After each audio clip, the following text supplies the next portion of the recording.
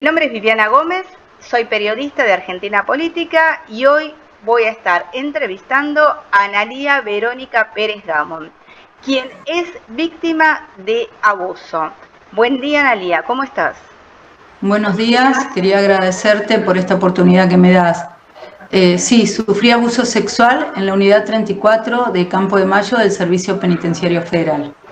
Esto se dio durante casi un año, empezó a fines del 2019 y terminó más o menos en julio del 2020, cuando me sacan del lugar, me dan un pase. Bien, los agresores, ¿quiénes eran?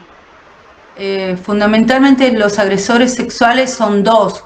Es Juan Carlos Orbelo, que es el jefe médico del lugar, en ese momento era, y Alejandro Ávila, que es el encargado de enfermería. Bien, ellos son compañeros de trabajo, o eran compañeros de trabajo en ese momento. Eran compañeros, en realidad más que compañeros eran jefes.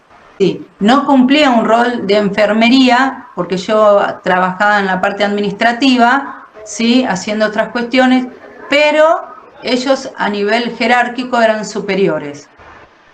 Bien, es decir, vos fuiste víctima de violencia laboral, violencia institucional y de abuso. ¿Radicaste la denuncia dónde? Primeramente, la denuncia se citó en la UFI 14 de San Martín por el lugar donde pasaron los hechos. Se expidió y dijo que corresponde al Fuero Federal y pasó al Juzgado Federal en lo Criminal y Correccional 2 de San Martín, Secretaría 6. Ahí está actualmente. Bien, ¿tenés abogado?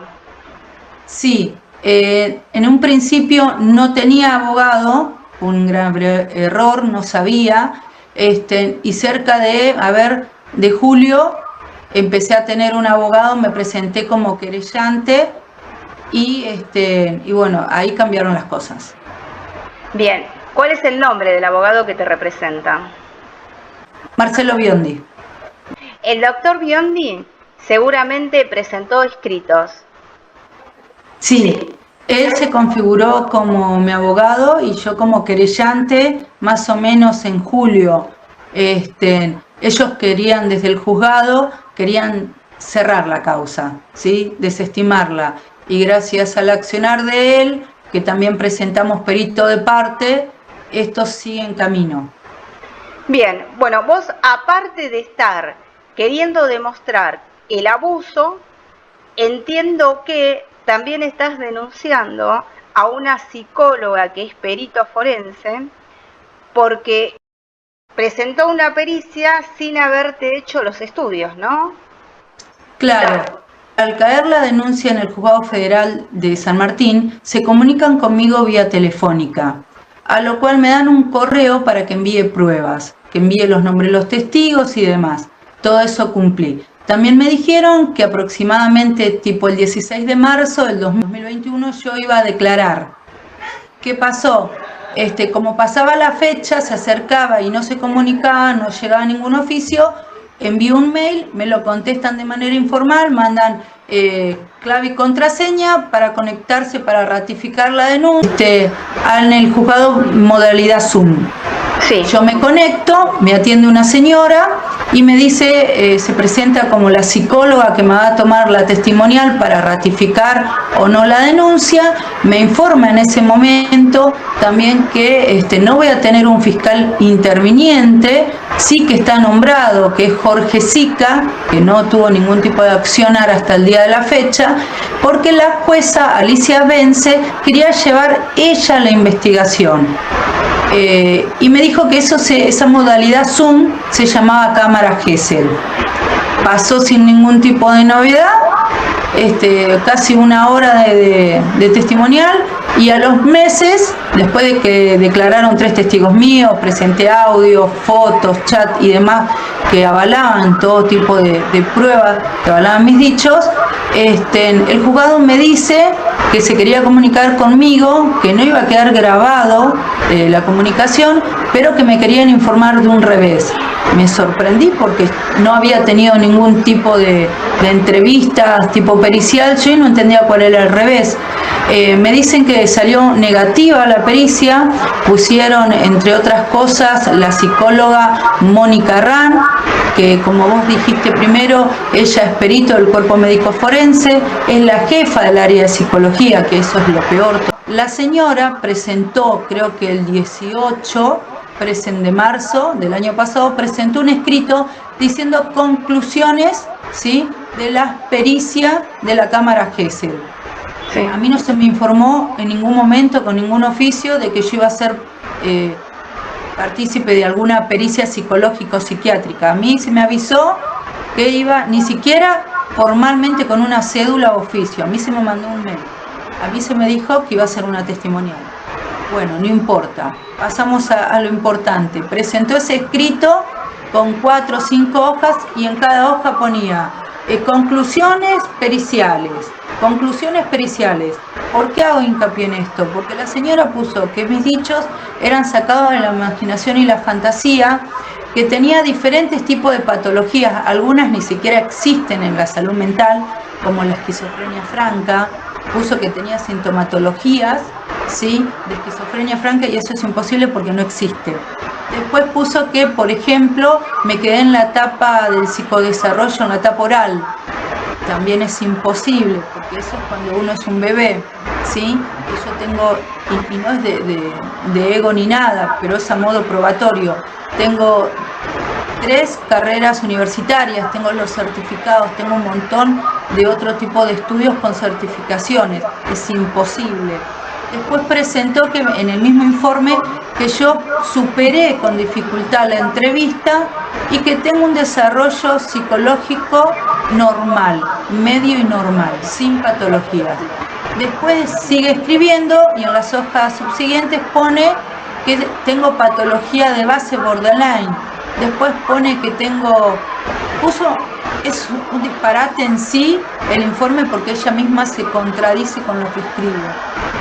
Y es, obviamente, está esto hecho para favorecer a los oficiales del Servicio Penitenciario Federal, ¿sí?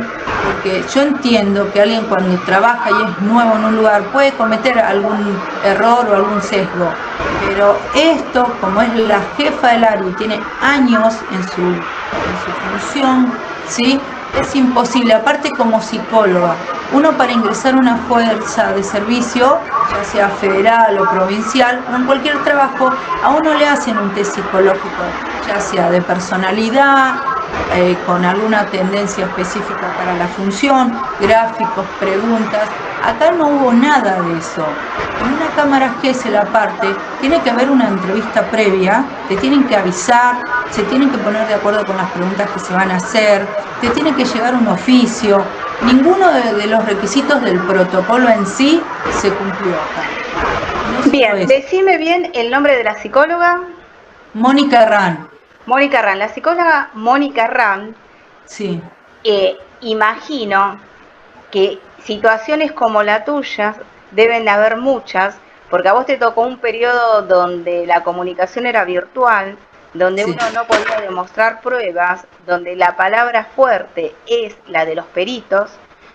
En este momento se debe querer morir que vos pudiste contratar a un abogado mediático.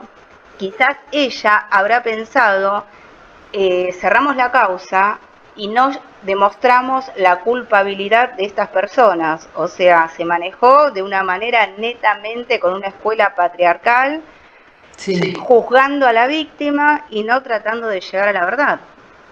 Sí, porque la jueza Alicia Vence, desde el año pasado, de marzo, del 16 de marzo, que fue mi testimonial, hasta el día de la fecha, lo único que hizo fue poner el foco de la investigación en mi salud mental. No los llamó a interrogatoria a los imputados, porque están imputados en la causa. No se le realizó ningún tipo de pericia psicológica o psiquiátrica a estas personas. Es más, la señora, la jueza Alicia Vence, sacó el nombre de Juan Carlos Orbelo del título de la carátula de la causa, porque la UFI 14 esta causa puso Juan Carlos Sorbelo y otros abuso sexual. La señora Alicia Vence dijo que para protegerme a mí la habían sacado. Y después tengo otra grabación donde ella reconoce que sacaron el nombre, pero le echó la culpa al fiscal Jorge Sica. Dijo que él fue el que sacó el nombre para protegerlos a ellos y que en realidad ella se dio cuenta y lo puso, cosa que es otra mentira de la señora y que está grabado en audio, porque todos los oficios después de esa charla que fue el 2 de noviembre del año que pasó, del 2021, figuran como NN la causa. Eso es gravísimo porque yo denuncié con nombre y apellido. Yo sufrí abuso sexual porque hubo tocamientos en parte íntima.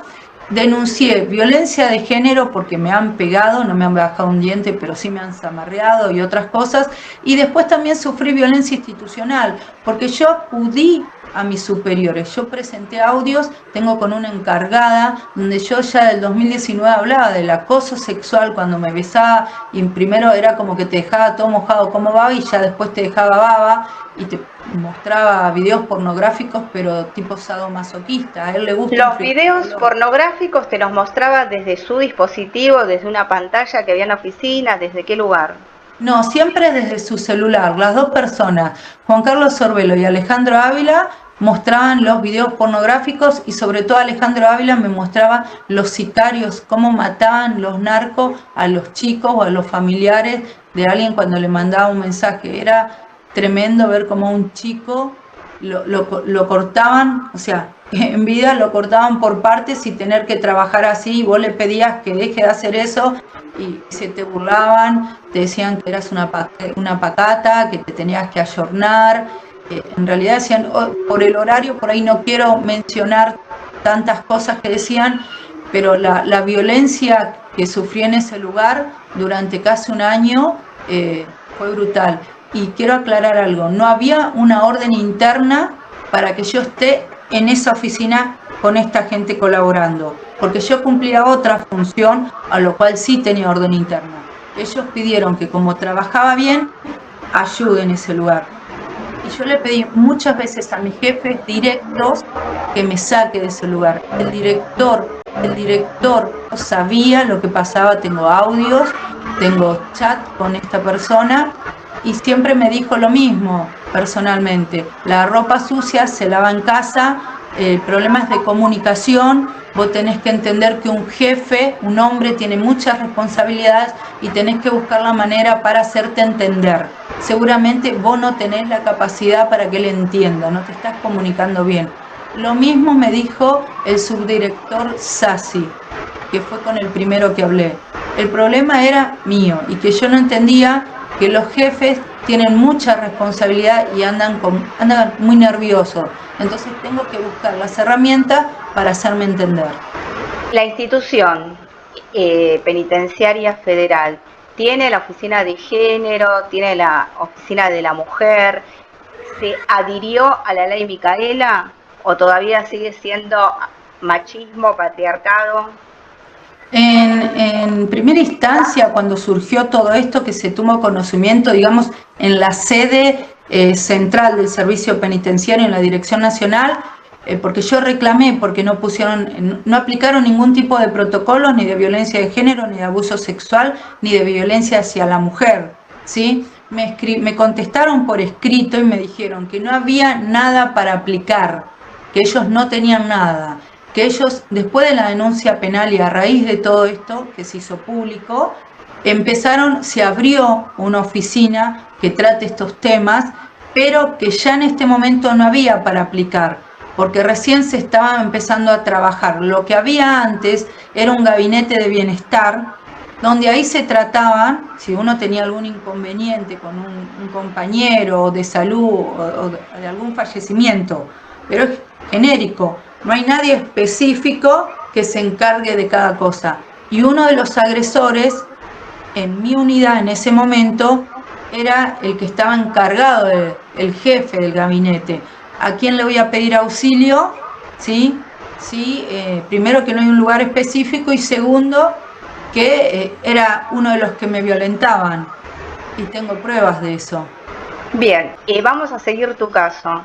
Sí, vamos a estar Gracias. siempre dispuestos a seguir y vamos a seguir haciendo videos para ir ahondando en diferentes circunstancias, ¿sí? Porque quedaron muchas puertas abiertas. Muchísimas Gracias, Analía. gracias a vos.